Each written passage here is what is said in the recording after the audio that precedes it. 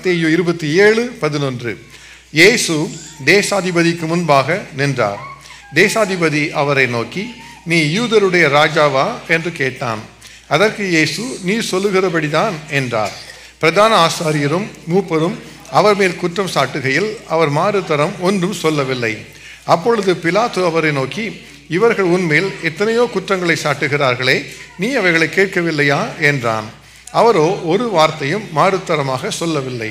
அதனால் தேசாதிபதி மிகவும் ஆச்சரியப்பட்டான். காவல் பட்டவர்களில் எவனை விடுதலையாக்க வேண்டும் என்று ஜனங்கள் கேட்டுக்கொள்ளுவார்களோ அவனை அவர்களுக்காக விடுதலையாக்குவது பண்டிகை தோறும் தேசாதிபதிக்கு வழக்கமாய் இருந்தது. அப்பொழுது காவல் பண்ணப்பட்டவர்களில் பரபாஸ் என்னப்பட்ட பேர் போன ஒருவன் இருந்தான். பொறாமையினாலே அவரை ஒப்பு கொடுத்தார்கள் என்று பிலாத்து அறிந்து அவர்கள் கூடியிருக்கையில் அவர்களை நோக்கி, எவனை நான் உங்களுக்கு விடுதலையாக்க வேண்டும் என்று இருக்கிறீர்கள், பரபாசையோ கிறிஸ்து எனப்படுகிற இயேசுவையோ என்று கேட்டான். அவன் நியாயாசனத்தில் உட்கார்ந்திருக்கையில் அவனுடைய மனைவி அவனிடத்தில் ஆள் அனுப்பி, நீர் இந்த நீதிமானை ஒன்றும் செய்ய வேண்டாம், அவர் நிமித்தம் இன்றைக்கு சொப்பனத்தில் வெகு பாடுபட்டேன் என்று சொல்ல சொன்னாள். பரபாசை விட்டுவிட கேட்டுக்கொள்ளவும் இயேசுவை கொலை செய்விக்கவும் பிரதான ஆசாரியரும் மூப்பரும் ஜனங்களை ஏவி விட்டார்கள். ஜனங்களை நோக்கி, இவ்விருவரில் எவனை நான் உங்களுக்கு விடுதலையாக்க வேண்டும் என்று கேட்டான். அதற்கு அவர்கள் பரபாசை என்றார்கள். பிலாத்து அவர்களை நோக்கி, அப்படியானால் கிறிஸ்து என்னப்பட்ட இயேசுவை நான் என்ன செய்ய வேண்டும் என்று கேட்டான். அவனை சிலுவையில் அறைய வேண்டும் என்று எல்லாரும் சொன்னார்கள். தேசாதிபதியோ, ஏன், என்ன பொல்லாப்பு செய்தான் என்றான். அதற்கு அவர்கள் அவனை சிலுவையில் அறைய வேண்டும் என்று அதிகமாய் கூக்குரலிட்டு சொன்னார்கள். கலகம் அதிகமாகிறதே அல்லாமல் தன் பிரயத்தனத்தினாலே பிரயோஜனம் இல்லை என்று பிலாத்து கண்டு தண்ணீரை அள்ளி ஜனங்களுக்கு முன்பாக கைகளை கழுவி, இந்த நீதிமானுடைய இரத்த பழிக்கு நான் குற்றமற்றவன், நீங்களே பார்த்து கொள்ளுங்கள் என்றான். அதற்கு ஜனங்கள் எல்லாரும், இவனுடைய இரத்த பழி எங்கள் மேலும் எங்கள் பிள்ளைகள் மேலும் இருப்பதாக என்று சொன்னார்கள். அப்பொழுது அவன் பரபாசை அவர்களுக்கு விடுதலையாக்கி இயேசுவையோ வாரினால் அடிப்பித்து சிலுவையில் அறையும்படிக்கு ஒப்பு கொடுத்தான். கர்த்தாவே, இந்த வசனங்கள் மூலமாக கர்த்தர் எங்களோடு கூட பேசுவீராக.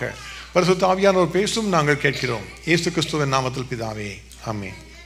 உட்காரலாம். இந்த பரிசுத்த வார ஆராதனையின் 4வது நாள் ஆராதனையாக இந்த வியாழக்கிழமை மாலையில் நாம் கூடியிருக்கிறோம்.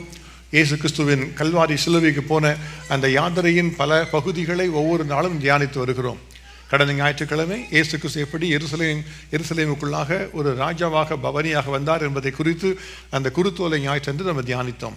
திங்கட்கிழமை அதன் பின்பு மேலறையிலே இயேசு கிறிஸ்து தம்முடைய சீஷரோடு கூட பஸ்கா பந்தியை ஆயத்தம் பண்ணி அதில் அவரோடு ஆசரித்த அந்த பந்தியை குறித்து, அதில் அவர் காண்பித்த தாழ்மையை குறித்து, அவர் கற்றுக் கொடுத்த தாழ்மையை குறித்து, அவர் எப்படி தம்முடைய சீஷர்களுக்கு தம்மை பற்றி காரியங்களை வெளிப்படுத்தினார் என்பதை குறித்து நம்ம தியானித்தோம்.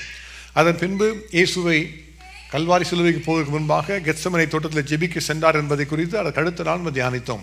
ஒலிவ மலையிலே அமைந்திருக்கிற அந்த கெத்செமனே என்கிற எண்ணெய் செக்கு என்கிற தோட்டத்துக்குள்ளாக வைத்து இயேசு ஜெபித்ததை நாம் நினைவு கூர்ந்து இயேசுவை போல ஜெபிப்பதற்கு நம்ம அர்ப்பணித்துக் கொண்டு நம்ம ஜெபித்தோம்.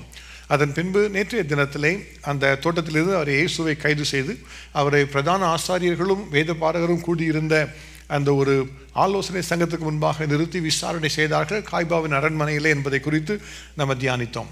இன்றைய தினத்தில் அதை தொடர்ந்து இயேசு கிறிஸ்துவின் கல்வாரி சிலுவையின் பாதையை குறித்து நம்ம இப்பொழுது தியானிக்கப் போகிறோம். மத்தேயு எழுதின சுவிசேஷம் 27வது அதிகாரம் 11வது வசனத்தில் இருந்து 26வது வசனம் வரைக்கும் நாம் இந்த தியானிக்க போகிற நிகழ்ச்சி மிகவும் தெளிவாக எழுதப்பட்டிருக்கிறது. வேதம் சொல்லுகிறது, இயேசு தேசாதிபதிக்கு முன்பாக நின்றார். தேசாதிபதி அவரை நோக்கி, நீ யூதருடைய ராஜாவா என்று கேட்டான். அதற்கு இயேசு, நீ சொல்லுகிறபடிதான் என்றார். இந்த இடத்துல இயேசு கிறிஸ்துவை விசாரித்த ஒரு தேசாதிபதியாகிய பொந்தியு பிலாத்துவின் காரியத்தை குறித்து நம்ம தியானிக்க போகிறோம். இயேசுவை பிடித்து சென்று முதலாவதாக விசாரித்தவர்கள் காய்பா மற்றும் அன்னா என்கிற ஒரு வேத பாரகரும் பிரதான ஆசாரியரும் சேர்ந்து அவரை விசாரித்தார்கள். அவர்கள் அந்த தேவாலயத்தின் தலைமையாயிருக்கிறவர்கள், தேவாலயத்தின் ஆளுகையை அவர் கொண்டிருந்தவர்கள், அதிகாரத்தை கொண்டிருந்தவர்கள். அவர்களுக்கு ஒரு மனிதனை மரண தண்டனைக்குள்ளாக தீர்ப்பதற்கு அதிகாரம் இல்லை. ஒரு மனிதனை குறித்து தேவாலய சட்டத்தின்படியாக விசாரிப்பதற்கு அவர்களுக்கு அதிகாரம் உண்டு. தேவாலய சட்டத்தின்படியாக ஒரு சில காரியங்களை அதற்காக தண்டனையாக கொடுக்கவும் அவர்களுக்கு அதிகாரம் உண்டு. ஆனால் ஒரு மனிதனை கொலை செய்வது அல்லது மரண தண்டனை விதிப்பது என்பது அவர்களால் முடியாத ஒரு காரியம். ஆகையினாலே அந்த நாளில் இருந்த அரசாங்கத்தின் அதிபதியாக இருந்த அதிகாரியாக இருந்த பொந்தியு பிலாத்திடத்திற்கு சென்று விசாரிக்க வேண்டும் என்பதற்காக அவரை அங்கிருந்து கொண்டு வருகிறார்கள். அதைத்தான் நம்ம பார்க்கிறோம். இங்கே பார்க்கிற இந்த படம் இப்பொழுது இஸ்ரவேல் தேசத்திலே காணப்படுகிற ஒரு பிலாத்துவின் அரண்மனை என்று கருதப்படுகிற ஒரு இடம். அந்த இடத்துல தான் அந்த போர் சேவகர்கள் எல்லாம் கூடி வந்து இயேசுவை அவரை முதலாவதாக வாரினால் அடிப்பித்த இடம் என்று சொல்லப்படுகிறது. நான் பார்க்கிற இந்த கோட்டியார் அந்த முற்றத்தை நம்ம பார்க்கிறோமே, அந்த இடத்துல தான் எல்லா கூட்டமாக ஜனங்கள் கூடியிருந்தார்கள். அதில் ஒரு மேல் மாடமாக வந்து கட்டப்பட்டிருந்தது. அந்த மேல் மாடத்தில் இருந்து பிலாத்து அவளோடு கூட பேசினான். இயேசுவை குறித்து அவளோடு கூட ஒரு நாள் முழுமையாக பல காரியங்களை பேசினார் என்பதை குறித்து அங்குள்ள வேத பண்டிதர்கள் சரித்திர வல்லுநர்கள் கருதுகிறார்கள். அதுதான் இப்பொழுது வியா டொலரோசா என்று சொல்லப்படுகிற ஒரு இடம். அதாவது ஒரு துக்கத்தின் பாதை அல்லது துன்பத்தின் பாதை என்று சொல்லப்படுகிற ஒரு பெரிய ஒரு வீதியின் முதல் ஒரு பகுதியாக இந்த இடம் காணப்படுகிறது. இந்த இடத்துல தான் இயேசு கிறிஸ்து ஒரு மரண தண்டனைக்குள்ளாக தீர்க்கப்பட்டார். இந்த இடத்துல தான் இயேசு கிறிஸ்து சிலுவை எடுத்துக்கொண்டு கல்வாரி சிலுவை நோக்கி நடக்க ஆரம்பித்தார். இங்கே இருந்து ஆரம்பிக்கிற இந்த துக்கத்தின் பாதை அந்த கல்வாரி சிலுவை வரைக்கும் செல்லுவதாக இருக்கிறது. அதில் கிட்டத்தட்ட 17 இடங்களிலே அது 17 ஞாபகார்த்தமான இடங்களை இன்னுமாக அந்த இடத்துல எல்லாரும் அதை ஏற்படுத்தி வைத்திருக்கிறாங்க. சென்று பார்த்தால் இயேசுவின் கடைசி பயணத்தை குறித்து தியானிப்பதற்கு ஏதுவாக அது நமக்காக ஏற்படுத்தப்பட்டிருக்கிறது. முதலாவது இடம் என்று சொல்லப்படுகிற அந்த வியா டொலரோசாவின் முதல் பகுதி தான் முதலாவது ஸ்டாப் என்று சொல்லுவார்கள், முதலாவது ஸ்டேஷன் என்று சொல்லுவார்கள். அதுதான் இந்த பிலாத்துவின் அரண்மனை. இந்த பிலாத்துவின் அரண்மனையில் நடந்த விசாரணையை குறித்து மத்தேயு, மார்க்கு, லூக்கா, யோவான் 4 சுவிசேஷம் சொல்லப்பட்டிருக்கிறது. மத்தேயு 27 1 முதல் 26, மார்க்கு 15 1 முதல் 15, லூக்கா 23 25 வசனங்கள், யோவான் 18 28 முதல் 19 முதல் 16 வசனங்கள் இந்த நிகழ்ச்சிகளை நமக்கு விவரித்து சொல்லுகிறது. அப்போ இந்த இடத்துல நடந்த காரியம் என்ன என்பதை குறித்து நம்ம சற்று நேரம் தியானித்து அதிலிருந்து நாம் கற்றுக்கொள்ள வேண்டிய காரியங்கள் என்ன என்பதை குறித்து தேவனுடைய சமூகத்தில் விசாரித்து நம்ம தியானிக்க போகிறோம். அதுதான் நமக்கு முன்பாக வைக்கப்பட்டிருக்கிற காரியம். இப்போ யோசித்து பாருங்கள், இயேசுவின் ஒரு பயணத்தை நம்ம யோசித்து பார்க்கும் பொழுது அவர் முதலாவதாக எருசலேமுக்குள்ளாக வரும் பொழுது திரள் கூட்டமான ஜனங்கள் அவரை பின்தொடர்ந்து வந்தார்கள். அவரை இஸ்ரவேலின் ராஜா என்று சொல்லி எல்லாருமே கருதினார்கள். ஓசன்னா என்று சொல்லி ஆர்ப்பரித்தார்கள். திரள் கூட்டமான ஜனங்கள். மேலில் இருந்தது 12 சீசர்கள் மாத்திரம்தான் இருந்தாங்க, மற்றவர்கள்லாம் இல்லை. 12 பேர் தான் இருந்தாங்க. அந்த 12 பேரில் ஒருவன் யூதாஸ் அங்கிருந்து கிளம்பி சென்று விட்டான். 11 பேர் ஜெபிக்கும்படியாக கெத்செமனேக்கு வருகிறார்கள். அதில் 3 பேரை இயேசு தனியாக அழைத்துக் கொண்டு ஜெபிக்கும்படியாக அவளை அழைக்கிறார். பேதுரு, யாக்கோபு, யோவானை அழைத்துக் கொண்டு சென்று நீங்கள் என்னோடு கூட சேர்ந்து ஜெபியுங்கள் என்று சொல்லி தன்னோடு ஜெபிப்பதற்காக ஒரு பிரத்யேகமான ஒரு சிறு கூட்டமாக கர்த்தர் அழைத்து செல்லுகிறார். அதன் பின்பு பார்த்தீங்கன்னா அவரை கைது செய்யும் பொழுது எல்லாரும் அவரிடம் சிதறி ஓடி போனார்கள். யாருமே இல்லை என்பதை குறித்து நாம் அறிந்து கொள்கிறோம். 2 சீஷர்கள் மாத்திரம் இயேசுவோடு கூட அந்த காய்பாவின் அரண்மனைக்கு வந்தார்கள். அதுதான் யோவான் என்கிற சீஷன், அவரோடு கூட பேதுரு என்கிற சீஷன். இப்பொழுது அங்கிருந்து அவரை அழைத்துக் கொண்டு இரவு முழுமையாக அந்த ஒரு பள்ளத்திலே ஒரு குழியிலே அவரை வைத்திருந்த பின்பு அதிகாலையில் அழைத்துக் கொண்டு வந்து பிலாத்துக்கு முன்பாக கொண்டு வருகிறார்கள். தேசாதிபதிக்கு முன்பாக கொண்டு வருகிறார்கள். இப்போ இயேசுக்காக யார் உண்டு, இயேசுக்காக நிற்பவர்கள் யார் உண்டு என்று யோசித்து பார்ப்போம் என்று சொன்னால் அந்த பகுதியில் எந்த சீசரை குறித்தும் எழுதப்படவில்லை. யாருமே இயேசுக்காக நிற்கிறவர்கள் சொல்லி யாருமே எழுதப்படவில்லை. இயேசுவை சிறைச்சாலையை போட்டிருக்கும் பொழுது அவரை விசாரிப்பதற்கு யாரும் வரவில்லை. அவரை நியாய தண்டனை நிற்பதற்காக நிற்கும் பொழுது அவருக்காக பேசுவதற்கு அங்கே யாருமே இல்லை. ஆனால் யோவான் நிச்சயமாக கூட்டத்தில் இருந்திருப்பார் என்று நாம் யூகித்துக் கொள்ளலாம். ஏனென்று சொன்னால் அவர் கடைசியாக கல்வாரி சிலுவையின் பாதையிலும் கூட அவர் அங்கே நின்றார். சிலுவையின் அடியிலே அவர் நின்றார் என்பதை குறித்து நாம் அறிந்திருக்கிறோம். ஆகவே ஒருவேளை யோவான் அந்த கூட்டத்தில் இருந்திருக்கலாம். ஆனால் கூட்டத்தில் இருந்த பெரும்பான்மையோ அங்கே பார்த்தீங்கன்னா அங்கே போர் சேவகர்கள் இருந்தார்கள், பிரதான ஆசாரியர்கள் இருந்தார்கள், வேத பண்டிதர்கள் இருந்தார்கள், இயேசுவுக்கு விரோதமாக குற்றம் சாட்டுகிற மக்கள் இருந்தார்கள், இயேசுவின் பகைவர் இருந்தார்கள். இயேசுவுக்காக நிற்கிறவர்கள் யாருமே இல்லாத ஒரு கூட்டம். அவர்கள் வந்து பிலாத்துவை பார்ப்பதற்காக வருகிறார்கள். பிலாத்துவை பார்த்து இந்த இயேசுவை சிலுவையில் அறைய வேண்டும், அதற்கான உத்தரவுகளை பிறப்பிக்க வேண்டும் என்பதற்கான ஒரு கோரிக்கையோடு கூட வந்து பார்க்கிறார்கள். அப்பொழுது நடந்த விசாரணை குறித்து தான் நாம் தியானிக்க போகிறோம். அப்போ நடந்த காரியங்களை குறித்து பார்க்கும் பொழுது லூக்கா எழுதின சுவிசேஷம் 3வது அதிகாரம் 1 வசனத்திலே நாம் இயேசுவின் பிறப்பை குறித்து நம்ம பார்க்கிறோம். அதில் 4 தேசாதிபதிகளை குறித்து எழுதப்பட்டிருக்கிறது. அதில் பார்த்தால் திபேரியு ராயன் ராஜ்யபாரம் பண்ணின 15ஆம் வருஷத்திலே பொந்தியு பிலாத்து யூதேயாவுக்கு தேசாதிபதியாகவும் ஏரோது கார்பங்கு தேசமாகிய கலிலேயாவுக்கு அதிபதியாகவும் அவன் சகோதரனாகிய பிலிப்பு கார்பங்கு தேசமாகிய இத்துரேயாவுக்கும் திரேகோனித்தி நாட்டிற்கும் அதிபதியாகவும் லிசானியா கார்பங்கு தேசமாகிய அபிலேனேக்கு அதிபதியாகவும் இருந்த நாட்கள் என்று எழுதப்பட்டிருக்கிறது. அப்போ பார்த்தீங்கன்னா அந்த நாட்களில் இந்த ரோம சாம்ராஜ்யத்தின் தலைவராக இருந்தவர் திபேரியு ராஜன், டைபீரியஸ் சீசர் த டைபீரியஸ் என்று சொல்லப்படுகிற ஒரு பெரிய ஒரு சக்கரவர்த்தி அரசாண்டு கொண்டிருந்தார். அவருக்கு கீழாக இருந்த 4 விதமாக பிரிக்கப்பட்ட தேசத்திலே அது யூதேயா தேசத்தின் பகுதியிலே அதை ஆளுகை செய்தவர் தான், அதுக்கு தேசாதிபதியாக இருந்தவர் தான் இந்த பொந்தியு பிலாத்து. அந்த சமயத்திலே இயேசு கிறிஸ்து பிறந்தது எருசலேமிலே. ஆனால் அப்பொழுது அந்த சாஸ்திரிகள் வந்து பார்க்க வந்தது கலிலேயாவின் பக்கத்தில் இருந்த ஏரோதுவை தான் பார்க்க வந்தார்கள். கலிலேயாவின் பகுதியிலே அரசாண்டவர் ஏரோது ராஜா. இப்போ ஏரோது ராஜாவும் அப்பொழுது அங்கே தேசாதிபதியாக இருந்தார். பொந்தியு பிலாத்தும் தேசாதிபதியாக இருந்தார்கள். தேசத்தின் கார்பங்குக்கு அவர் 2 பேரும் அதிபதியாக இருந்தார்கள். அந்த காலம் என்று எழுதப்பட்டிருக்கிறது. இதை குறித்த சரித்திர சான்றுகள் பல நாட்களுக்கு கிடைக்காமலே இருந்தது. இந்த பிலாத்து என்கிற ஒரு மனிதன் உண்மையிலே இருந்தாரா இல்லையா, அவர் ரோம சாம்ராஜ்யத்தில் இருந்தாரா இல்லையா என்பதை குறித்து பலவிதமான தர்க்கங்கள் விவாதங்கள் எழுதி கொண்டிருந்தாலும் 1961 ஆண்டிலே ஒரு அகழ்வாராய்ச்சி நடத்தப்பட்டது. அந்த அகழ்வாராய்ச்சி நடத்தப்பட்ட பொழுது ஒரு கல்வெட்டு ஒன்றை கண்டுபிடித்தார்கள். அந்த கல்வெட்டு எதற்காக வைக்கப்பட்டது என்று சொன்னால் ஒரு கடலின் அருகே இருந்த ஒரு லைட் ஹவுஸ் அதை பிரதிஷ்டை செய்கிறதுக்காக எழுதப்பட்டிருந்த கல்வெட்டு என்று அதை குறித்து சொல்லப்படுகிறது. அதிலே இந்த பொந்தியு பிலாத்துவின் பெயர் எழுதப்பட்டு அவர் ப்ரீஃபெக்ட் ஆஃப் ஜூடியா என்று எழுதப்பட்டிருக்கிறது. அவர் என்ன செய்திருக்கிறார், இந்த ஒரு கட்டிடத்தை கட்டி அந்த கட்டிடத்தை திபேரியு ராஜனுக்கென்று அவர் அதை பிரதிஷ்டை செய்து வைத்தார் என்கிற கல்வெட்டுகள் கண்டுபிடிக்கப்பட்டிருக்கிறது. அதன் மூலமாக எல்லாருக்கும் நிச்சயமாக தெரியும் பொந்தியு பிலாத்து என்கிற ஒருவர் இருந்தார். அவர் யூதேயாவின் அதிபதியாக இருந்தார். அவர் அந்த எந்த சமயத்தில் டைபீரியஸ் என்ற சீசர் அந்த திபேரியு ராஜன் இருந்த நாட்களிலே அவர் அரசாண்டார் என்கிற எல்லா உண்மைகளும் நமக்காக தெளிவுபடுத்தப்பட்டிருக்கிறது. வேத புத்தகம் அப்படியாக சகல உண்மைகளையும் சரித்திரங்களையும் நமக்காக விளங்க பண்ணுகிறது. எல்லா விதமான அகழ்வாய்ச்சிகளும் எல்லாம் அதை குறித்து நமக்காக விளங்க பண்ணுகிறது. சரி, இயேசு கிறிஸ்து இந்த இடத்துல வந்த பொழுது அந்த இரவில் நடந்தது, அந்த காலையில் நடந்தது என்ன, பிலாத்துவின் அரண்மனையில் நடந்தது என்ன என்பதை குறித்து ஒரு 3 காரியங்களை தியானிக்க போகிறோம். அதில் ஒரு நாம் அறிந்து கொள்ள வேண்டிய 3 காரியங்களை நம்ம யோசித்து தியானிக்கிற நேரத்தில் அதனோடு கூட சேர்த்து அந்த நாட்களின் ஒவ்வொரு சம்பவத்தையும் வரிசையாக நாம் தியானிக்க போகிறோம். முதலாவதாக நடந்தது காரியம் என்ன, இயேசு கிறிஸ்து வந்த பொழுது அந்த பிலாத்து வந்த பொழுது பிலாத்துக்கு முன்பாக நடந்த காரியம் தான் இது நடக்கப்படுகிறது. இதில் பார்த்தீங்கன்னா இந்த ஃபோட்டோவில் நீங்கள் அந்த இடது பகுதியில் பார்க்குற ஒரு சிறிய ஒரு கட்டிடத்தை பார்க்கிறீர்கள். அதில் ஒரு கிராஸ் போடப்பட்டிருக்கிறது. அதுதான் பிரைட்டோரியம் என்று சொல்லப்படுகிற இடம். அதுதான் போர் சேவகர்கள் இயேசுவை வாரினால் அடிப்பித்த இடம் என்று சொல்லப்பட்டிருக்கிறது. அங்கே தான் இயேசு முதலாவது கொண்டு நிறுத்தி விசாரிக்கிறார்கள். ஆக அங்கே முதலாக நடந்தது என்ன என்று சொன்னால், இந்த பொந்தியு பிலாத்துவுக்கு கொடுக்கப்பட்ட கடமை என்ன, அவன் வந்திருக்கிற குற்றச்சாட்டை விசாரிக்க வேண்டும். அதுதான் அவனுக்கு முன்பாக கொடுக்கப்பட்ட ஒரு கடமை. இயேசுவை கொண்டு வந்து நிறுத்தி இருக்கிறார்கள். எல்லாரும் அவரை குறித்து பலவிதமான குற்றங்களை கொண்டு வருகிறார்கள். அந்த தேசாதிபதி அதை விசாரிக்கிறான். அதுதான் இதை குறித்து காணப்படுகிறது. அதை விசாரிக்கும் பொழுது அந்த தேசாதிபதி கண்டுபிடித்த காரியம் என்ன, what did he find? He found out that there was no guilt on Jesus at all.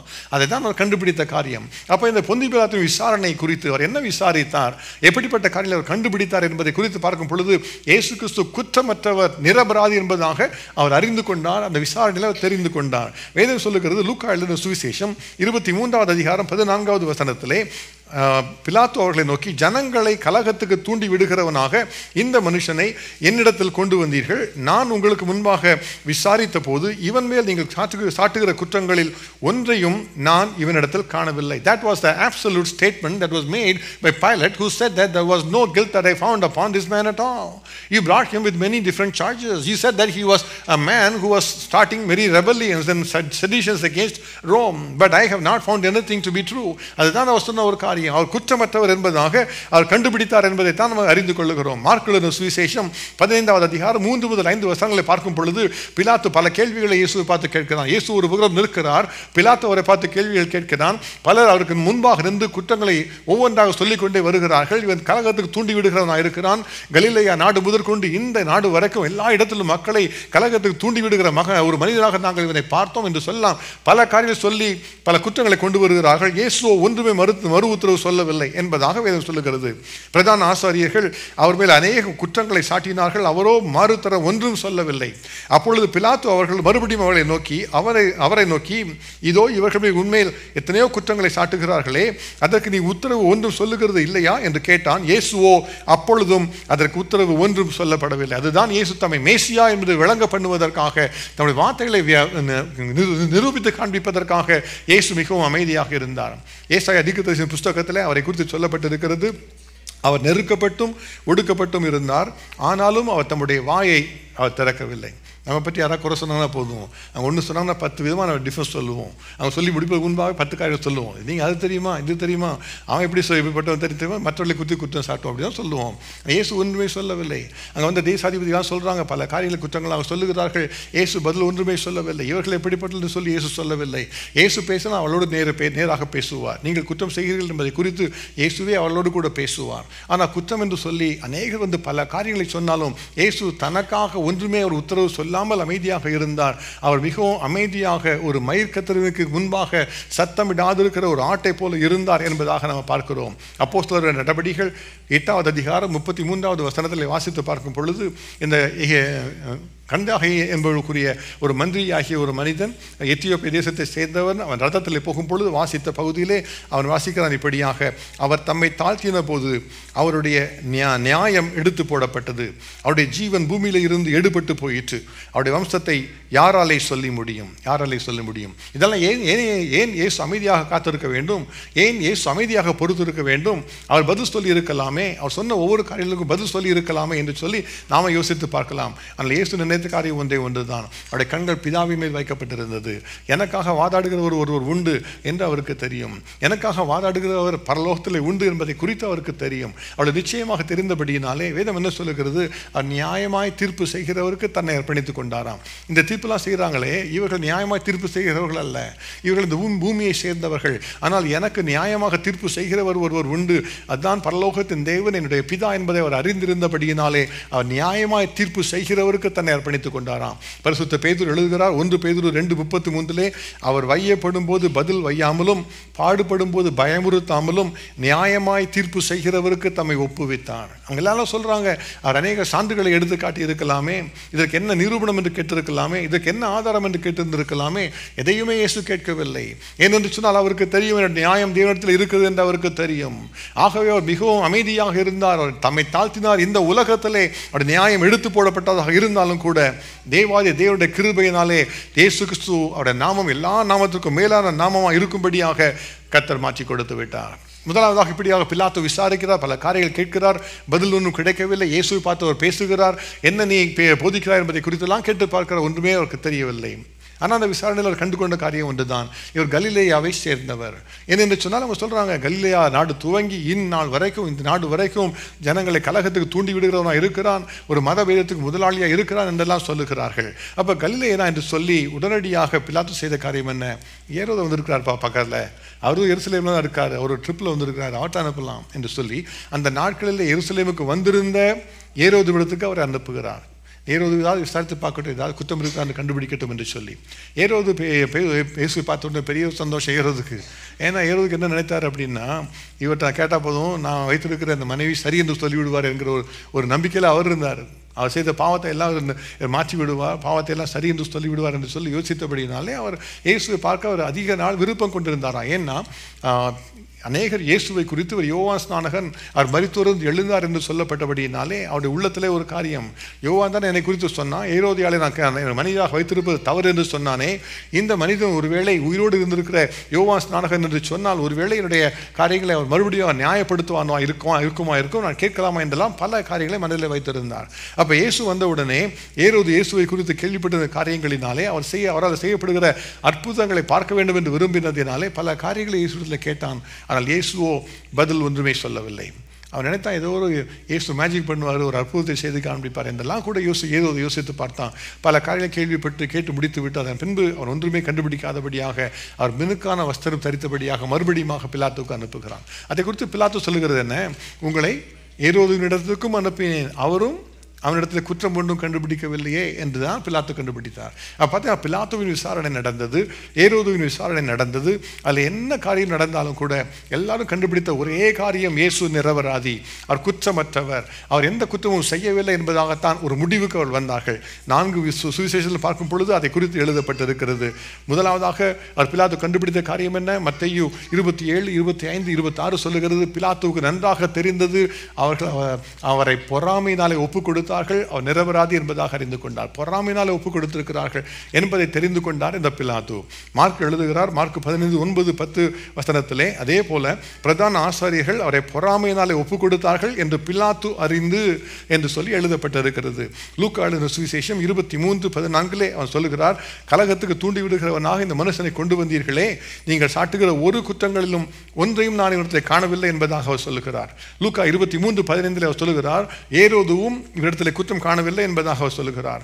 யோவானிடத்தில் சொல்லுகிறார், 3 முறையாக யோவான் சுவிசேஷம் சொல்லப்பட்டிருக்கிறது. முதலாவதாக அவர் வந்து சொல்லுகிறார், வெளியிலே வந்து சொல்லுகிறார், யூதர்களிடத்தில் வந்து யோவான் 18:38 சொல்லுகிறார், நான் இவனிடத்தில் குற்றம் ஒன்றையும் காணேன் என்று அவர் சொல்லுகிறார். இரண்டாவதாக இயேசுவை வாரினால் அடிக்கும்படியாக சொல்லி அவர் அடித்த பின்பு அடிக்கப்பட்ட இயேசுவை அழைத்து கொண்டு வந்து காண்பிக்கிறார், இதோ இவனிடத்தில் நான் ஒரு குற்றத்தையும் காணேன் என்று நீங்கள் அறியும்படிக்காக இவனை நான் உடலில் கொண்டு வருகிறேன் என்று அவர் சொல்லுகிறார். அதன் பின்பு யோவான் 19:6 அவர் சொல்லுகிறார், இவன் என்ன குற்றம் செய்தான், ஏன் சிலுவையிலே அறைய வேண்டும் என்பதாக அவர் கேட்கிறார். பாருங்க, பிலாத்துடைய உள்ளத்தில் தெரிந்த காரியம் ஒன்றே ஒன்றுதான், இயேசு நிரபராதி, இயேசு குற்றமற்றவர். ஹல்லேலூயா! நாம் சேவிக்கிற தேவன் குற்றமற்றவர். உலகத்தில் எந்த குற்றமும் செய்யாதவர் இயேசு கிறிஸ்து மாத்திரம்தான். இயேசுவே சொல்லுகிறார், என்னிடத்தில் பாவம் உண்டு என்று உங்களில் யார் என்னை குற்றப்படுத்த கூடும் என்பதாக இயேசு சவால் விடுகிறார். எந்த மனிதனும் சொல்ல முடியாத ஒரு காரியம் இயேசுவே சொல்லுகிறார், என்னிடத்தில் பாவம் உண்டு என்று யார் சொல்ல முடியும் என்பதாக அவர் கேட்கிறார். 1 பேதுரு 2:22 பேதுரு சொல்லுகிறார், அவர் பாவம் செய்யவில்லை, அவருடைய வாயிலே வஞ்சனை காணப்படவும் இல்லை, அவர் வாயிலே பேசுகிற ஒரு வார்த்தையில் கூட அவர் வஞ்சனை காணப்படவில்லை என்பதாக சொல்லப்பட்டிருக்கிறது. யூதாஸ் காரியத்தை சொல்லுகிறான், நான் குற்றமற்ற இரத்தத்தை நாம் காட்டி கொடுத்ததினாலே பாவம் செய்தேன் என்று அவன் என்று சொல்லும்படியாக அவர் குற்றமற்றவர் என்பதை நிரூபித்து காண்பித்தார் இயேசு கிறிஸ்து. அது மாத்திரமல்ல, இயேசு கல்வாரி சிலுவையிலே அவரை மரணத்தில் அடித்த பின்பு அந்த ரோம போர் சேவகன் அந்த தலைவன் சொல்லுகிறான், இவர் மெய்யாகவே நீதிபரனாயிருந்தான், குற்றமற்றவனாயிருந்தான். எனக்கு மிகவும் பிரியமானவர்களே, இயேசுவை நிறுத்தினது ஒரு உலகத்தார் விசாரித்த ஒரு விசாரணை கூடம் தான். ஆனால் நம்ம எல்லாரும் நிற்க வேண்டிய ஒரு விசாரணை கூடம் ஒன்று இருக்கிறது. கடைசி நாளிலே தேவனுக்கு முன்பாக நிற்கும் பொழுது நாம் அவருக்கு முன்பாக நிரபராதிகளாக குற்றமற்றவர்களாக நிற்க வேண்டும் என்பதற்காகத்தான் இயேசு இதையெல்லாம் நமக்காக ஏற்றுக்கொண்டார். இயேசுவின் சிலுவைக்குள்ளாக வந்தவர்கள், இயேசுவின் இரத்தத்தினால் கழுவப்பட்ட ஒவ்வொருவரும் அவரை போல நீதிமான்களாக மாற வேண்டும் என்பதற்காகத்தான் இயேசு கிறிஸ்து முழுமையாக குற்றமற்றவராக நமக்காக அவர் இன்றைக்கு சிலுவையின் தண்டனை ஏற்றுக்கொண்டார். அது மாத்திரமல்ல, வேதம் என்ன சொல்லுகிறது தெரியுமா? அவர் ஏன் அப்படி நீதியாக இருந்தாரா? அவர் நீதியாக இருந்து பாவம் அறியாத அவர் நமக்காக பாவமானார் என்பதாக வேதம் சொல்லி கற்றுத்தருகிறது. 2 கொரிந்தியர் 5:21 பவுல் சொல்லுகிறார், நாம் அவருக்குள் தேவனுடைய நீதியாகும்படியாக பாவம் அறியாத அவரை அவர் நமக்காக பாவமாக்கினார். இயேசு ஒரு பாவம் அறியாதவர், அவர் குற்றம் செய்யாதவர், அவரை பாவமாகவே பிதா மாற்றினாரா? ஏனென்று சொன்னால் நம்முடைய பாவம் மாறுவதற்காக இந்த இயேசு நம்முடைய வாழ்க்கையில் இன்றைக்கு இருக்கிறாரா? அவர் நம்முடைய பாவங்களை மன்னித்திருக்கிறார் என்கிற நிச்சயம் நமக்கு இருக்கிறதா என்று நம்ம கேட்டு பார்க்க வேண்டும். தேவாதி தேவன் பழைய ஏற்பாட்டில் பல காரியங்களை சொல்லிக் கொடுத்தார். பாவ நிவாரண பலியை நீங்கள் செலுத்த வேண்டும். ஒருவன் பாவம் செய்தால் அவன் பாவ நிவாரண பலியை செலுத்த வேண்டும் என்பதாக கற்றுக் கொடுத்தார். அதில் சொல்லும் பொழுது முக்கியமான ஒரு காரியம் என்ன என்று சொன்னால், பழுதற்ற ஒரு ஆட்டுக்குட்டியை கொண்டு வந்து பலியாக செலுத்த வேண்டுமா? அதில் ஒரு பழுது இருக்கக்கூடாது என்பதாகத்தான் கத்த சொன்ன ஒரு காரியம். அப்போ பழுதற்ற ஒருவர், உலகத்தின் பாவங்கள் எல்லாம் சுமந்து தீர்க்கிற ஒருவர் இருக்கக்கூடும் என்று சொன்னால் அதுதான் இயேசு கிறிஸ்து. அவர்தான் இயேசு கிறிஸ்து. அவர்தான் இந்த உலகத்தில் வந்து எந்த பழுதும் இல்லாதபடி, எந்த பாவமும் இல்லாதபடி தன்னையே ஒரு குற்றமற்ற ஒரு பாவ நிவாரண பலியாக நமக்கு என்று அர்ப்பணித்து கொடுத்தார். ஆகவே தான் நமக்கு இன்றைக்கு பாவ மன்னிப்பு உண்டாயிருக்கிறது. அதற்காக தான் நமக்கு பாவ மன்னிப்பு உண்டாயிருக்கிறது. அது மாத்திரமல்ல, அவர் அப்படியாக நின்று இந்த பிலாத்து எழுதி வைத்திருக்கிற காரியம் ஏன் தெரியுமா? அவர் நமக்காக ஒரு காரியத்தை சொல்ல விரும்புகிறார். இயேசு கிறிஸ்து இன்றைக்கு நம்மோடு கூட பேசுவார் என்று சொன்னால் அவர் சொல்லுகிற காரியம் இதுதான், நான் உங்களைப் போல ஒரு பாடுள்ள மனுஷனாக இருந்தாலும் நான் பாவம் செய்யாதபடிக்கு என்னை பாதுகாத்துக் கொண்டேன். நான் பரிசுத்தமாக இருந்தேன், யாருமே அதில் குற்றம் கண்டுபிடிக்க முடியவில்லை என்பதாக எபிரேயர் 4:15 அதை குறித்து பவுல் எழுதுகிறார். நம்முடைய பலவீனங்களை குறித்து பரிதபிக்கக்கூடாத பிரதான ஆசாரியர் நமக்கு இராமல் எல்லா விதத்திலும் நம்மை போல சோதிக்கப்பட்டும் பாவம் இல்லாதவராயிருக்கிற பிரதான ஆசாரியர் நமக்கு இருக்கிறாராம். ஹல்லேலூயா! யோசித்து பாருங்கள், நாம் எவ்வளவோ விதத்தில் இந்த உலகத்தில் நாம் சோதிக்கப்படுகிறோம், துன்பப்படுகிறோம், பாவத்தின் சோதனைகள் ஏற்பட்டு கொண்டே வருகிறது. அது நமக்கு பாவம் அல்ல, ஆனால் அந்த பாவத்தில் விழுந்து அதிலே நாம் இருப்பது தான் பாவம். இயேசு கிறிஸ்து என்ன செய்கிறாரா?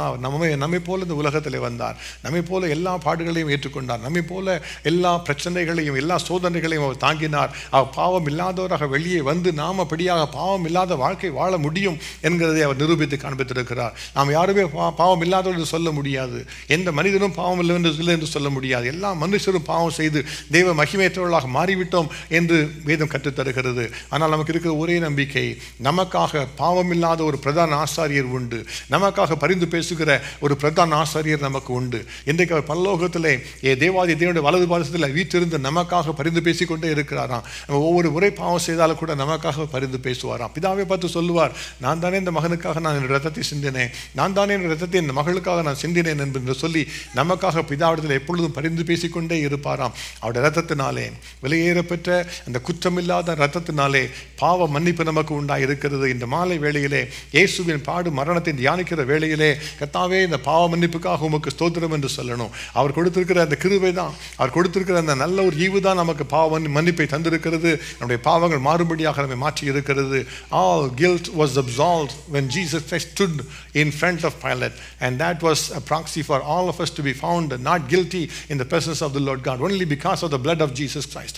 இன்றைக்கு இயேசுவின் ரத்தம் சிந்தப்பட்டிருக்கிறபடினாலே அந்த பாவ மன்னிப்பாக்கி மீட்பு நமக்குள்ளாக வந்திருக்கிறது.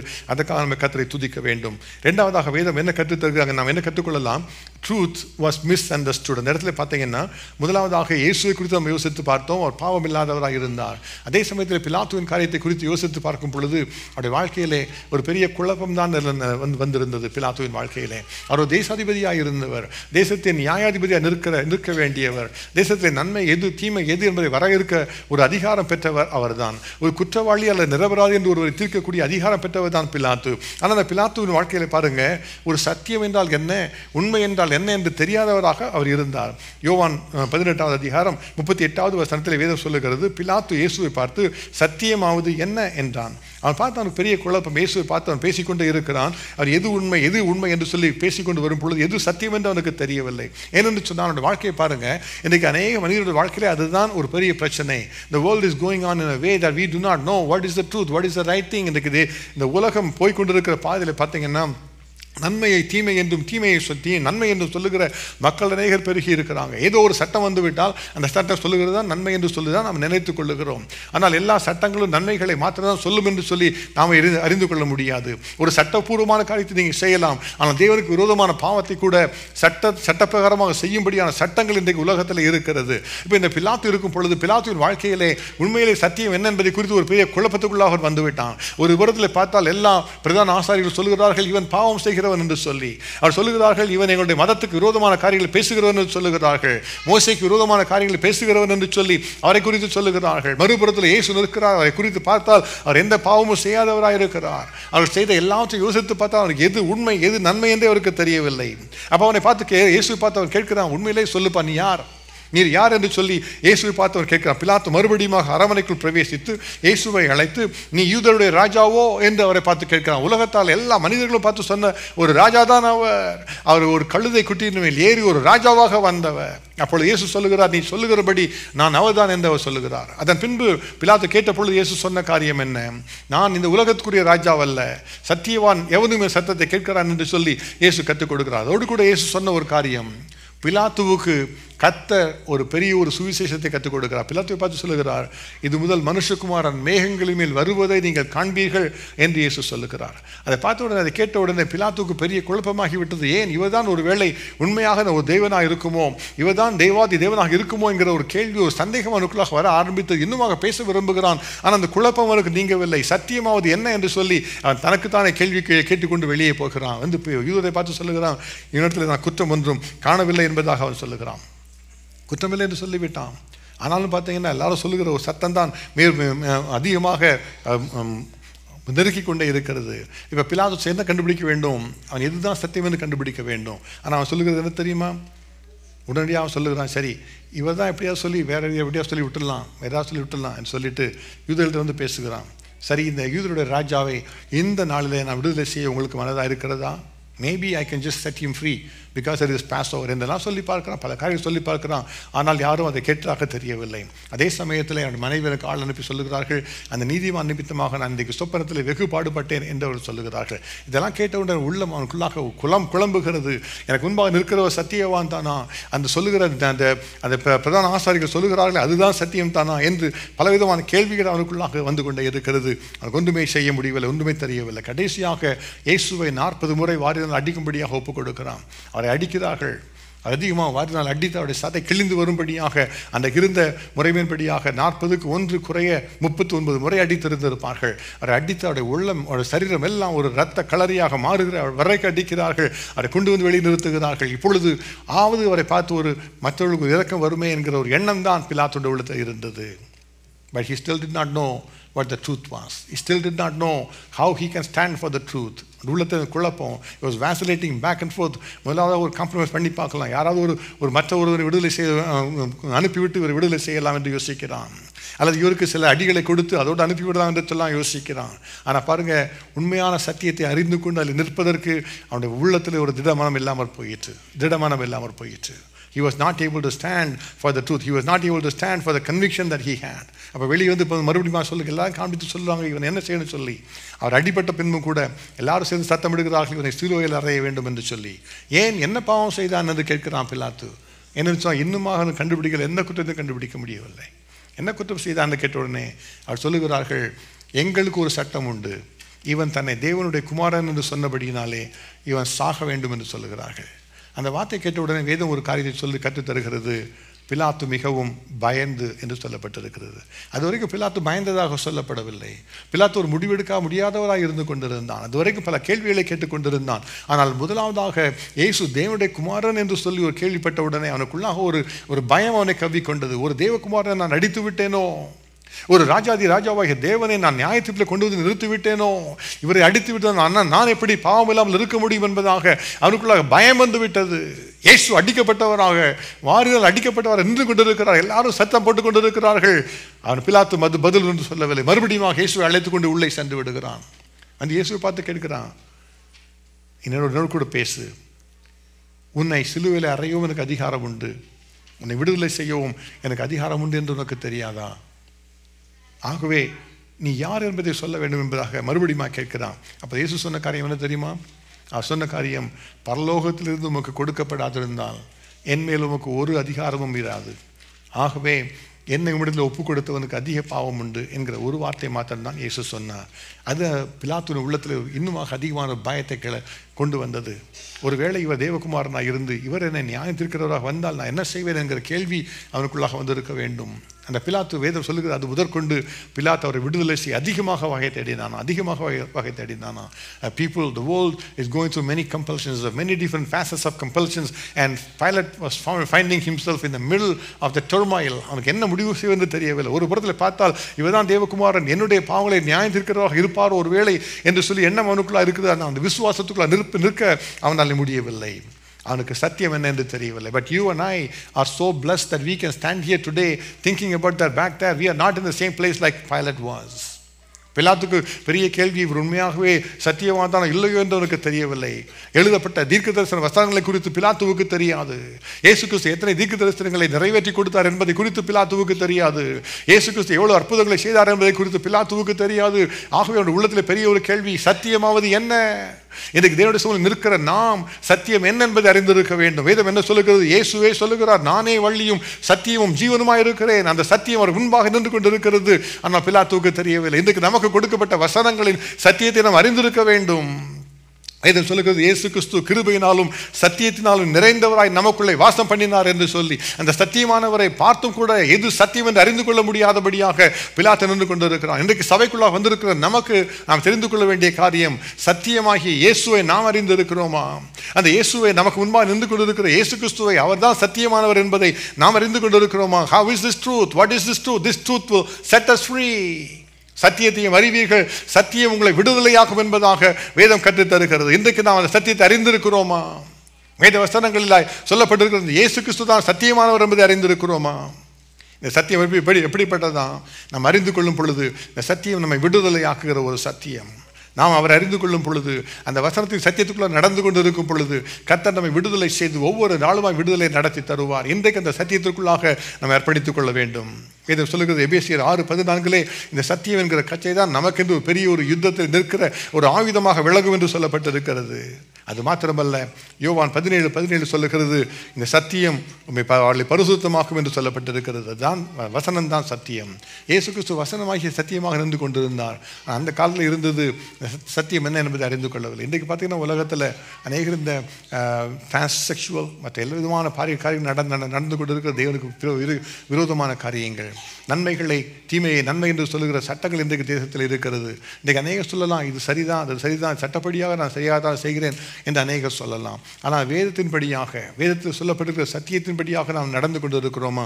உலகத்தின் சட்டத்தின்படியாக அல்ல, வேதத்தின் சத்தியத்தின்படியாக நடந்து கொண்டு இருக்கிறோமா? இந்த சத்தியம் நம்மை நியாயம் தீர்க்கும். இந்த சத்தியம் நம்மை விடுதலை செய்யும். இந்த சத்தியம் நமக்குள்ளாக வந்து நமக்காக யுத்தம் பண்ணும். இந்த சத்தியம் நம்மோடு கூட இருக்கும் என்பதை அறிந்து கொண்டு இருக்க வேண்டும். அப்பொழுதுதான் கர்த்தர் நம்மை ஆசீர்வதிக்க முடியும். யோவான் எழுதுகிறார் தன்னுடைய நிருபத்திலே, உடைய பிள்ளைகளை சிலர் சத்தியத்திலே நடந்து கொள்ளுகிறார்கள் என்பதை கேட்டு நான் மிகவும் மகிழ்ச்சி அடைந்தேன் என்பதாக அவர் ஒரு அம்மாளுக்கு எழுதுவதாக வேதம் கற்றுத்தருகிறது. இன்றைக்கு நாம் சத்தியத்தில் நடக்கிறோமா?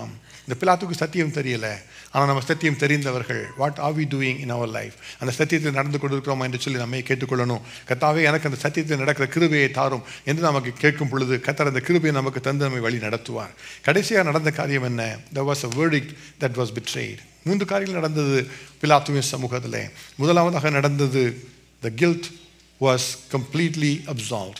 இரண்டாவதாக நடந்த ஒரு காரியம், truth was misunderstood. He was not able to understand what the truth was. But in spite of all of that, finally the verdict that was given was betrayed. அப்போ பிலாத்துக்கு தெரியும் தானே, அவர் நிரபராதி என்று தெரியும் அல்லவா, அவர் குற்றமற்றவர் என்று தெரியும் அல்லவா, ஏன் அவருக்கு என்று சாதகமான தீர்ப்பு செய்யவில்லை என்கிறது தான் ஒரு பெரிய ஒரு கேள்வி.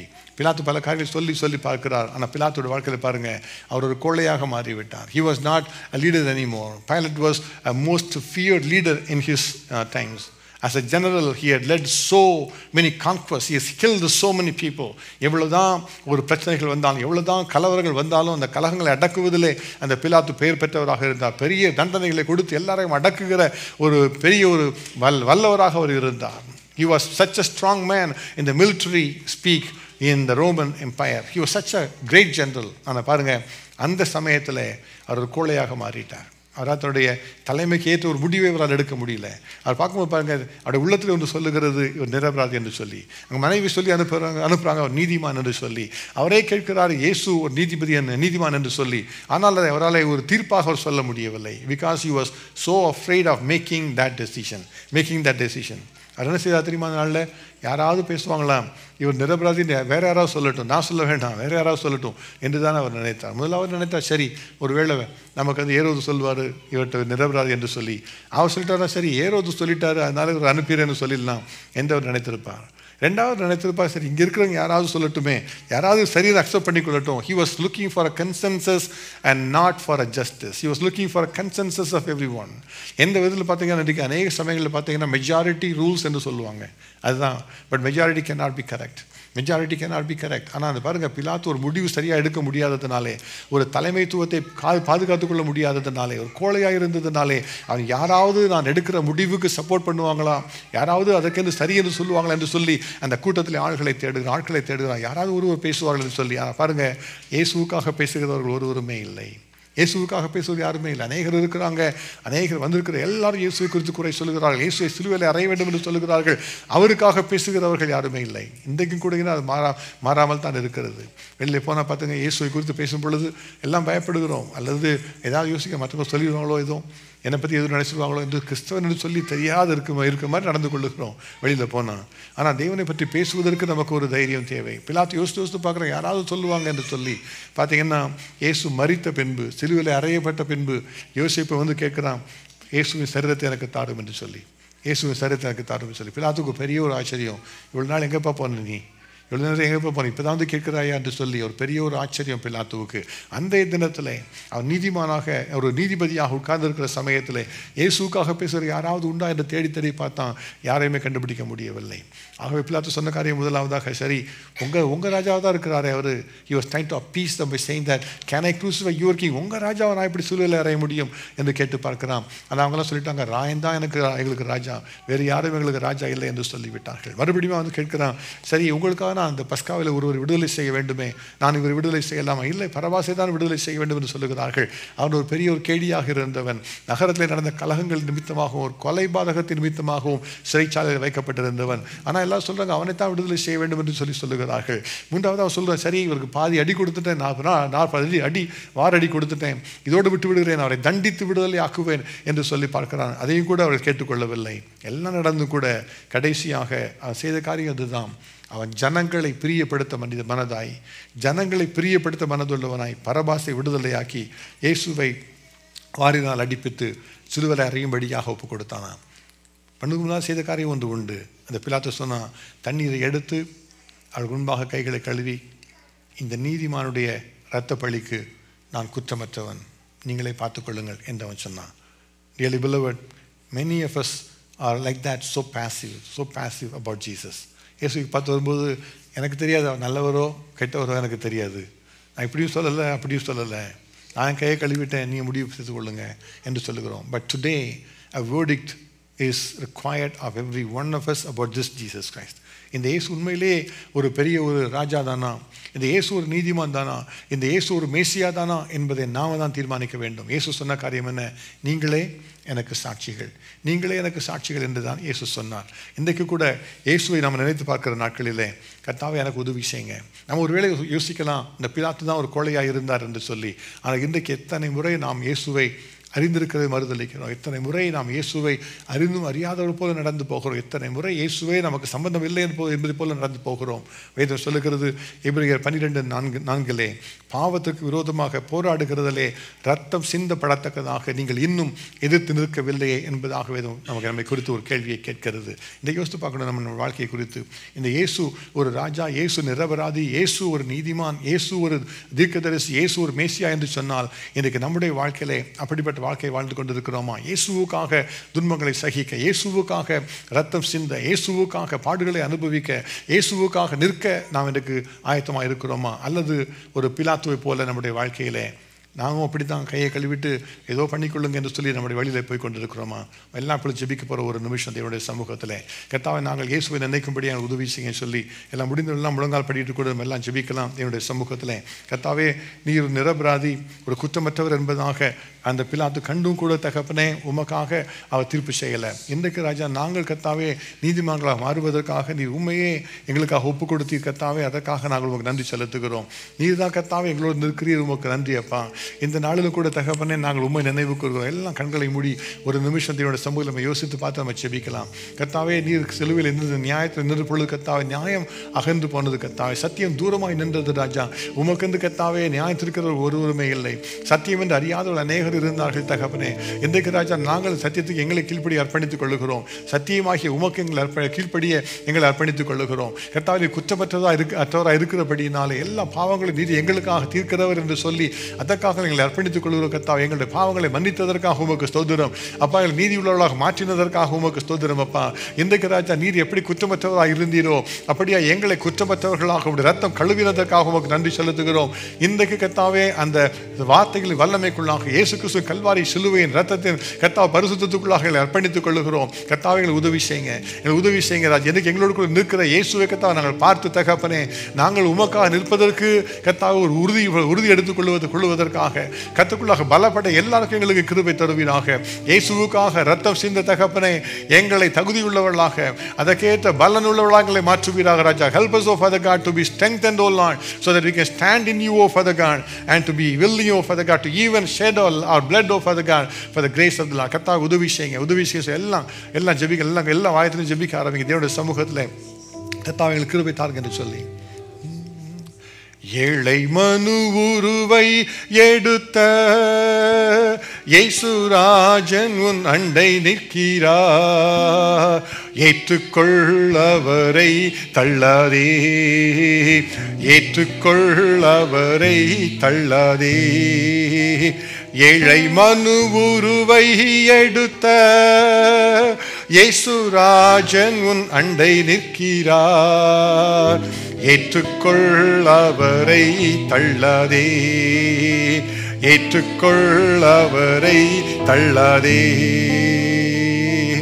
கைகளில் கால்களில் ஆணிகள் கடவ கடுமுள் மூடி பொன் சீரசில் சூடிட கந்தையும் நிந்தையும் வேதனையும் சகித்தார் சொந்தமான ரத்தம் சிந்தினார் உனக்காய் கனிவுடன் உன்னை அழைக்கிறாரே கனிவுடன் உன்னை அழைக்கிறாரே ஏழை மனு உருவை எடுத்த இயேசுராஜன் உன் அண்டை நிற்கிறார் ஏற்றுக்கொள் அவரை தள்ளாதே ஏற்றுக்கொள் அவரை தள்ளாதே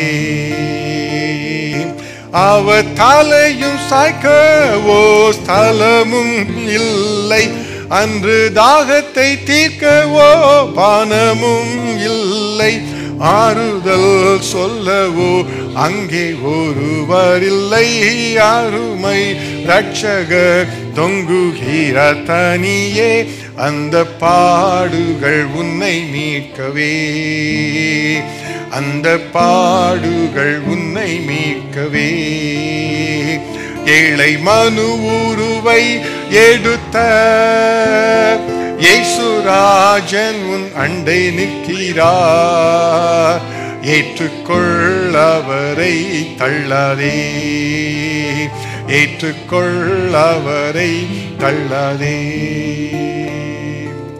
இயேசுவை நினைத்து கர்த்தாவே நான் இப்பொழுது உம்மையுடைய உள்ளத்தில் வரும்படியாக ஒரு விசை கூட அழைக்கிறேன் ராஜா எனக்குள்ளாய் கர்த்தர் வருவீராக தகப்பனே எனக்காய் இது ஏழையாய் கர்த்தா இந்த உலகத்தில் வந்து மனு கோலம் எடுத்து தகப்பனே அப்பா அவருடைய ரத்தத்தை சிந்தி பாவங்களுக்காக உண்மை ஒப்பு கொடுத்தீரே நான் உமக்கு நன்றி செலுத்துகிறேன் ராஜா நாங்கள் இப்பொழுது கர்த்தாவே உம்முடைய கல்வாரி சிலுவை நினைத்தவர்களாக உம்மை நினைவு கூர்ந்தவர்களாய் தகப்பனே இந்த திரு விருந்திலே பங்கு பெறுவதற்காக ஆயத்தமாகிறோம் ராஜா ஒரு விசை கூட எங்களுடைய பாவங்களை கழுவுவீராக ஒரு விசை கூட தகப்பனே எங்களுக்குள்ளாய் கர்த்தாவே தேவனுடைய பிரசன்னம் கடந்து வர வேண்டுமே ராஜா எங்களுக்காக ஜெயத்தை பெற்றுக்கொண்டவர் எங்களுக்காக கர்த்தாவே தம்முடைய சிலுவையிலே ஜீவனை கொடுத்தவர் எங்களுக்காக ரத்தத்தை சிந்தினவர் எங்களுக்காக வாரடி ஏற்றுக்கொண்டவர் இன்றைக்கு தகப்பனே எங்களுக்குள்ளாக வருவீராக எங்களை பரிசுத்தப்படுத்துவீராக ராஜா இன்றைக்கு தகப்பனே உம்முடைய திருவிருந்துக்கு எங்களை ஆயத்தமாக்குவீராக எங்களை கழுவுவீராக எங்களை தகப்பனே கர்த்தர் தம்முடைய கிருபையால் நிரப்புவீராக ராஜா இதை மனதிலே வைத்து தகப்பனே எங்களுக்கு உதவி செய்யுங்க எங்களுக்குள்ளாக கர்த்தருடைய பிரசன்னம் வர வேண்டும் என்று சொல்லி யாராவது ஒருவர் ஜெபிக்கலாம்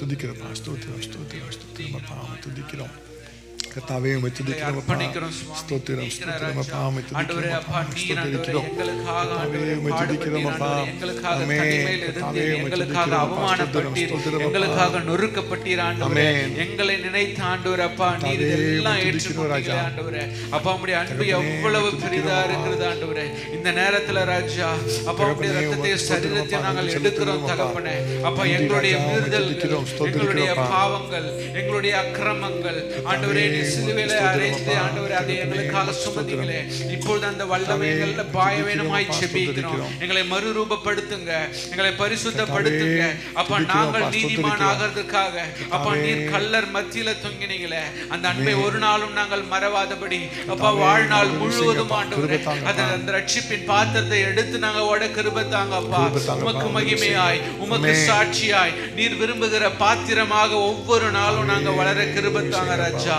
எங்களை ஒப்பு கொடுக்கிறோம்ப்பா இயேசுவின் நாமத்தில் ஜெபிக்கிற நல்ல பிதாவே தகப்பனே ஸ்தோத்திரம் அப்பா எங்களை ஜெபத்தை எல்லாம் கேட்டதற்காக உமக்கு ஸ்தோத்திரம் எங்களுக்காக தகப்பனே பிலாத்துக்கு முன்பாக கர்த்தாவே நீ விசாரிக்கப்பட்ட பொழுது கர்த்தாவே நீ மறு உத்தரவு ஒன்றும் சொல்லாமல் தகப்பனே அமைதியாக இருந்தீங்க ராஜா உண்மையை ஒப்பு கொடுத்தீங்க ராஜா அதற்காக உமக்கு நன்றி செலுத்துகிறோம் எங்களுக்காக எங்களுடைய பாவங்களுக்காக கர்த்தாவே கல்வாரி சிலுவையிலே ஜீவனை கொடுத்து உண்மை நாங்கள் நினைவு கூர்ந்தவர்களாக இப்பொழுது திருவிருந்திலே பங்கு பெறுவதற்கு தகப்பனே எங்களை அர்ப்பணித்துக் கொள்கிற ராஜா எங்களுக்காக தகப்பனே ஆயத்தம் பண்ணப்பட்டிருக்கிற இந்த அப்பத்தையும் இந்த திராட்சை ரசத்தையும் இயேசு கிறிஸ்துவின் சிறு சரீரமாக ரத்தமாக நாங்கள் ஆசீர்வதிக்கிறோம் கர்த்தாவே நாங்கள் இயேசு கிறிஸ்துவின் நாமத்தில் பிரதிஷ்டை செய்து நாங்கள் ஜெபிக்கிறோம் ராஜா இதில் கர்த்தாவே நாங்கள் பங்கு பெறும் பொழுது கர்த்தர் எங்களோடு கூட வந்து கர்த்தாவே எங்கள் ஒவ்வொருவரையும் கர்த்தாவே கர்த்தருக்குள்ளாக பலப்படும்படியாக திடப்படுத்தும்படியாய் கர்த்தர் உதவி செய்வீராக ராஜா இன்றைக்கு தேவ பிரசன்னம் எங்களோடு கூட வருவதாக தேவ கிருபை எங்களோடு கூட வந்து தகப்பனே கல்வாரி சிலுவைக்குள்ளாக பங்குள்ளவர்களாக கர்த்தர் தியாகத்துக்கு பங்குள்ளவர்களாக நிற்கத்தக்கதாய் கர்த்தர் உதவி செய்வீராக கர்த்தர் செய்ததற்காக உமக்கே ஸ்தோத்திரம் உமக்கே நன்றி இயேசு கிறிஸ்துவின் நாமத்தில் ஜெபிக்கிறோம் பிதாவே ஆமென் எல்லாப்படியா ஜெப நிலைமையில் இருக்கலாம் எல்லாருக்கும் நமக்காக திருவிருந்து பரிமாறப்படுகிறது அதை பெற்றுக்கொள்வதற்கு எல்லா ஜெபத்திலே தங்கி இருக்கலாம் கர்த்தர் உதவி செய்வார் அவரே நம்மோடு கூட இருந்து நம்மை ஆசீர்வதிக்கிறவர் வேதம் சொல்லுகிறது நாம் எப்படியாக ஒவ்வொரு முறையும் தேவனுடைய சமூகத்தில் வரும் பொழுதெல்லாம் நம்மை நிதானித்து அறிந்து நம்மை சோதித்து அறிந்து இந்த பாத்திரத்திலே நாம் பானம் பண்ண வேண்டும், இந்த அப்பத்தில் நாம் புசிக்க வேண்டும் என்பதாக வேதம் கற்றுத்தருகிறது. நாம் நம்முடைய பாவத்தோடு கூட அக்கிரமத்தோடு நம்ம பங்கு பெறும் பொழுது சிலர் அதனால் நித்திரை அடைந்திருக்கிறார்கள், சிலர் வியாதி உள்ளவர்களாக இருக்கிறார்கள் என்பதாக வேதம் கற்றுத்தருகிறது. ஆகவே தேவனுடைய சமூகத்தில் அர்ப்பணித்து தகப்பனை என்னை பரிசுத்தப்படுத்தும், இப்பொழுது தேவனுடைய திருவிருந்திலே பங்கு பெற என்னை ஆயத்தப்படுத்தும் என்று சொல்லி அர்ப்பணிப்போடு கூட ஜெபத்தில் நாம் தங்கி இருக்கலாம். கர்த்தர் உதவி செய்வார். ஏழை மனு உருவை எடுத்த இயேசுராஜன் உன் அண்டை நிற்கிறார், ஏற்றுக்கொள்ளவரை தள்ளாதே, ஏற்றுக்கொள்ளவரை தள்ளாதே. அவர் மரணத்தால் சாத்தானின் தலை நசுங்க, அவர் இரத்தத்தால் பாவ கரைகள் நீங்க, உந்தன் வியாதியின் வேதனையும் ஒழிய நீயும் சாபத்தி நின்று விடுதலை அடைய, சிலுவையில் ஜெயித்தார் யாவையும், சிலுவையில் ஜெயித்தார் யாவையும். ஏழை மனு உருவை எடுத்த இயேசுராஜன் உன் அண்டை நிற்கிறார், ஏற்றுக்கொள்ளவரை தள்ளாதே, ஏற்றுக்கொள்ளவரை தள்ளாதே. நல்லா எழுதி நின்று ஜபத்தோடு கூட கர்த்தாவே கடைசி அடி நம்ம பாட போகிற ஒரு விசை கூட தகப்பனே என்னை நான் அர்ப்பணிக்கிறேன் என்று சொல்லி தேவன் முழுமையாக அவர் ஏற்றுக்கொண்டு அவரை நினைவு கூர்ந்தவர்களாக பங்கு பெற போகிறோம். ஒரு விசை கூட கர்த்தாவே என்னை நீங்கள் தொட வேண்டும் என்று சொல்லி ஒரு ஜபத்தோடு கூட அந்த பாடலை நம்ம பாடலாம். கைகளில் கால்களில் ஆணிகள் கடாவ, கடுமுள் மூடி பொன் சீரசில் சூடிட, கந்தையும் நிந்தையும் வேதனையும் சகித்தால் சொந்தமான ரத்தம் சிந்தினார் உனக்காய், கனிவுடன் உன்னை அழைக்கிறாரே, கனிவுடன் உன்னை அழைக்கிறாரே. ஏழை மனு உருவை எடுத்த இயேசுராஜன் உன் அண்டை நிற்கிறார், ஏற்றுக்கொள்ளவரை தள்ளாதே, ஏற்றுக்கொள் அவரை தள்ளாதே. தகப்பனே நாங்கள் நன்றியோடு ஸ்தோத்திரிக்கிறோம் ராஜா, எங்களுக்காக கல்வாரி சிலுவையில் உடைய ஜீவனை தந்ததற்காக உங்களுக்கு நன்றி செலுத்துகிறோம். இயேசு கிறிஸ்துவின் சரீரத்திற்காக, எங்களுக்காக உடைக்கப்பட்ட இயேசு கிறிஸ்துவின் சரீரத்திற்காக நன்றியோடு நாங்கள் உம்மை துதிக்கிறோம் ராஜா. தகப்பனே அவருடைய தழும்புகளாக குணம் அடைகிறோம் என்று அறிக்கை இடுகிறோம் ராஜா. இப்பொழுது கர்த்தாவே இயேசு கிறிஸ்துவின் திரு சரீரத்தை கர்த்தாவே நாங்கள் இந்த திருவிருந்திலே கர்த்தா பங்கு பெறும் பொழுது கர்த்தர் எங்களுக்கு அதை ஆசீர்வதித்து தர வேண்டுமாறு ஜெபிக்கிறோம் ராஜா. எல்லா சரீரத்தின் நோய்கள் விலகும்படியாக, எங்களுடைய சரீரங்கள் பலம் அடையும்படியாக கர்த்தர் உதவி செய்வீராக ராஜா. இயேசு கிறிஸ்து தாம் காட்டி கொடுக்கப்பட்ட அன்று ராத்திரியிலே அப்பத்தை எடுத்து ஸ்தோத்திரம் பண்ணி அதை பிட்டு சீஷர்களுக்கு கொடுத்து, நீங்கள் வாங்கி புசியுங்கள், இது உங்களுக்காக பிற்கப்படுகிற என்னுடைய சரீரமாக இருக்கிறது, என்னை நினைவு கூறும்படிக்கு இதை செய்யுங்கள் என்று திருவுளம் பற்றினார். எல்லாரும் சேர்ந்து இப்பொழுது கொடுக்கப்பட்ட இந்த அப்பத்தை இயேசு கிறிஸ்து திரு சரீரமாக நாம் உட்கொள்ளலாம்.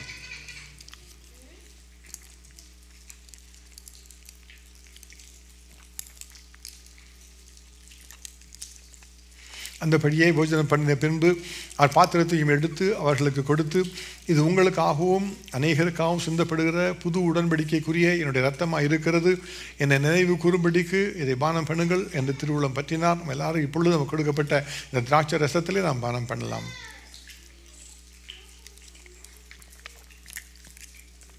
உள்ளத்தின் ஆழத்தில் இருந்து கர்த்தருக்கு நன்றி செலுத்தலாம். தகப்பனே உமக்கு ஸ்தோத்திரம் என்று சொல்லி, இயேசுவே உமக்கு நன்றி என்று சொல்லுங்கள். தகப்பனே நாங்கள் உம்மை நன்றியோடு ஸ்தோத்தரிக்கிறோம். தேவ கிருபைக்காக உமக்கு ஸ்தோத்திரம் அப்பா. எங்களோடு கூட வந்து தகப்பனே உம்மட்டுமாய் ராஜா உம்முடைய பாடு மரணத்தை தியானிப்பதற்கு, உம்மை நினைவு கூறுவதற்கு கர்த்தர் கொடுத்த தயவிற்காக உமக்கு ஸ்தோத்திரம். இப்பொழுது கர்த்தாவே இயேசுவை நினைத்தவர்களாக, உடைய தியாகத்தை மரணத்தை நினைவு கூர்ந்தவர்களாக நாங்கள் கர்த்தாவே இரவு மறுபடியும் வீட்டுக்கு போகிறோம். கர்த்தர்களை பாதுகாத்துக் கொள்ளுவீராக, எங்களை ஆசீர்வதிப்பீராக. இயேசு கிறிஸ்துவின் தயவுள்ள கரம் கூட வர வேண்டுமாறு ஜெபிக்கிறோம். கர்த்தர் பொறுப்பெடுத்து வழி நடத்துங்கப்பா. தேவனுடைய பிரசன்னம் எங்களோடு கூட வருவதாக. நாளை ஆராதனைக்கு எங்களை ஆயத்தப்படுத்துவீராக. தகப்பனே இயேசு கிறிஸ்து கல்வாரி சிலுவையிலே 3 மணி நேரம் கர்த்தாவே அப்பா எங்களுக்காய் தகப்பனை தொங்கி கர்த்தாவே தம்முடைய அன்பை வெளிப்படுத்தி ஜீவனை எங்களுக்கு தந்ததற்காக நாங்கள் நன்றி செலுத்துகிறோம். அதை நினைவு கூறும் பொழுது கர்த்தாவே தகப்பனே கர்த்தருடைய பிரசன்னத்தை நாங்கள் பெற்றுக்கொள்ளவும், கர்த்தாவே விசேஷமாய் தகப்பனை தேவனுடைய கல்வாரி சிலுவையின் வல்லமையை பெற்றுக்கொள்ளவும், கல்வாரி சிலுவையின் ஆசீர்வாதங்களை பெற்றுக்கொள்ளவும் எங்கள் எல்லாரையும் ஆயத்தப்படுத்தி கர்த்தர் கொண்டு வர வேண்டுமாறு ஜெபிக்கிறோம். இன்றைக்கு இரவில் நாளையில் எங்களை ஆயத்தப்படுத்துவீராக. தகப்பனை வருகிற ஒவ்வொருவரும் ஆயத்தப்படுத்தி கர்த்தாவை நாளைக்கு தேவ பிரசனத்தை நாங்கள் கண்டுகொள்ளும்படியாக கர்த்தர் ஆராதனை நடத்தி தர வேண்டுமாறு ஜெபிக்கிறோம் ராஜா. கர்த்தர் அப்படி செய்ய போகிறதுக்காக உமக்கு ஸ்தோத்திரம். இயேசு கிறிஸ்துவின் நாமத்தில் ஜெபிக்கிறோம் பிதாவே. ஆமென் ஆமென். 2 சின்ன அறிவிப்புகள். நாளைய தினத்தில் மாலை இதே போல் 7:30 மணிக்கு நம்முடைய ஆராதனை நடைபெறும். ஆனால் முடிந்தவர்கள் 7 மணிக்கு கூட வரும்படியாக அவள் அன்போடு கூட கேட்டுக்கொள்கிறேன். வந்து 7 மணிக்கு உட்கார்ந்து நம்ம எல்லாம் அமைதியாக ஜெபித்து கொண்டே இருக்கலாம். கர்த்தர் நம்முடைய உள்ள வாழ்க்கையில் பேச வேண்டும் என்று சொல்லி நாளைக்கு இன்னும் மற்றவர்கள் கூட வருவாங்க. இதுவரைக்கும் ஆராதனையில் பங்கு பெறாதவர்கள், நம்முடைய விருந்தினர்கள் மற்றவங்களாம் வருவாங்க. வந்தால் அவளுக்கு இடம் கொடுங்க, முன்பாக வரும்படியாக அவளுக்கு இடம் கொடுங்க. கர்த்தர் உதவி செய்வார்.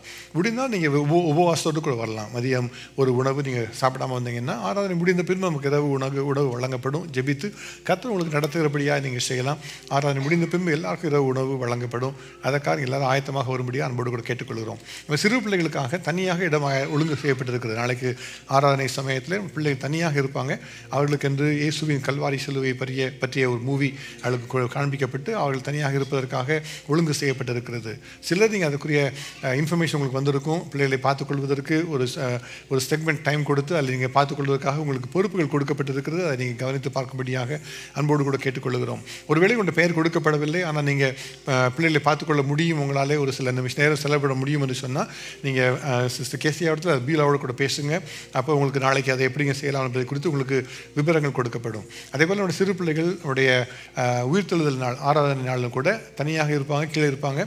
அவர்களுக்காக தனியாக இடம் ஒழுங்கு செய்யப்பட்டிருக்கும். நம்ம வருகிற மற்றெல்லாம் வந்து ஆராதனை கலந்து கொள்வதற்கு இடம் உண்டாகும்படியாக நம்முடைய வாலிப பிள்ளைகள் அதிகமாக அந்த மைம் ஷோக்காக அதுக்காக முயற்சி செய்து அதற்காக அநேக காரியங்கள் செய்து கொண்டு இருக்கிறாங்க. அவளுக்காக நீங்கள் ஜெபித்துக் கொள்ளுங்கள். கர்த்தர்களை ஆசீர்வதிக்க வேண்டும், அபிஷேகிக்க வேண்டும் என்று சொல்லி ஒரு ஜெபத்தோடு கூட அடுத்த 2 நாட்களும் நாளையும் ஞாயிற்றுக்கிழமையும் தேவனுடைய பிரசனத்துக்காக எல்லாம் ஜெபிக்க போகிறோம். அதுக்காக நீங்கள் ஜெபித்து உங்களுக்கு தெரிந்த நண்பர்களை கூட நீங்கள் அழைத்து வரும்படியாகவும் அன்போடு கூட கேட்டுக்கொள்கிறோம். சரி, நம்ம ஜெபித்து ஆராதனை நிறைவு செய்யலாம். கர்த்தாவே உமக்கு நன்றி செலுத்துகிறோம். இந்த மாலை வேளைக்காக ஸ்தோத்திரம். கர்த்தர் எங்களோடு கூட வந்ததற்காக உமக்கு நன்றி செலுத்துகிறோம். கர்த்தர் மகிமைப்படுவீராக. இயேசு கிறிஸ்துவின் பிரசன்னம் எங்களோடு கூட வருவதாக. என்னுடைய பிள்ளைகளுக்காக நாங்கள் ஜெபிக்கிறோம். பிள்ளைகளை ஆசீர்வதிப்பீராக ராஜா. ஒவ்வொரு நாளும் எங்களோடு கூட வந்து எங்கள் குடும்பத்தில் தேவனுடைய கர்த்தாவை கல்வாரி சிலுவையின் அன்பு எப்பொழுதும் வெளிப்படும்படியாக எங்களை கர்த்தர் ஆசீர்வதித்து பயன்படுத்துவீராக. கர்த்தர் செய்கிறதுக்காக உமக்கு ஸ்தோத்திரம், உமக்கு நன்றி. துதிக்கான மகிமை எல்லாவற்றையும் இயேசு ராஜாவுக்கு நாங்கள் செலுத்துகிறோம். இயேசு கிறிஸ்துவின் நாமத்தில் ஜெபிக்கிறோம் பிதாவே. ஆமென்.